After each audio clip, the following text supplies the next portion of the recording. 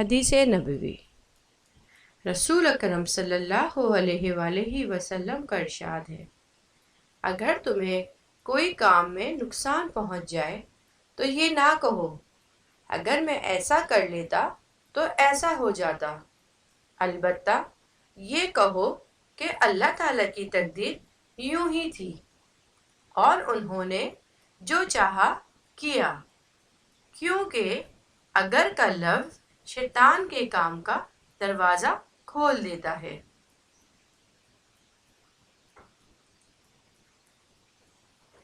حدیث نبوی۔ جو کسی مسلمان کو ایسی جگہ ذلیل کرے گا جہاں اس کی عزت کی جاتی ہے تو اللہ تعالیٰ اسے اسی جگہ ذلیل کرے گا جہاں اللہ کی مدد کی اسے ضرورت ہوگی۔ رسول اکرم صلی اللہ علیہ وآلہ وسلم کا ارشاد، تم سچائی کو لازم پکڑو اور ہمیشہ سچ بولو، کیونکہ سچ بولنا نیکی کے راستے پر ڈال دیتا ہے اور نیکی جنت تک پہنچا دیتی ہے۔ روزہ صرف بھوک پیاس میں رہنے کا نام نہیں۔ رسول اکرم صلی اللہ علیہ وآلہ وسلم نے فرمایا، اگر کوئی شخص جھوٹ بولنا اور دغا بازی کرنا روزہ رکھ کر بھی نہ چھوڑے تو اللہ تعالیٰ اس کی کوئی ضرورت نہیں کہ وہ بھوک پیاسا رہ کر اللہ کی راہ میں روزہ رکھے اور کھانا پینا چھوڑ دے۔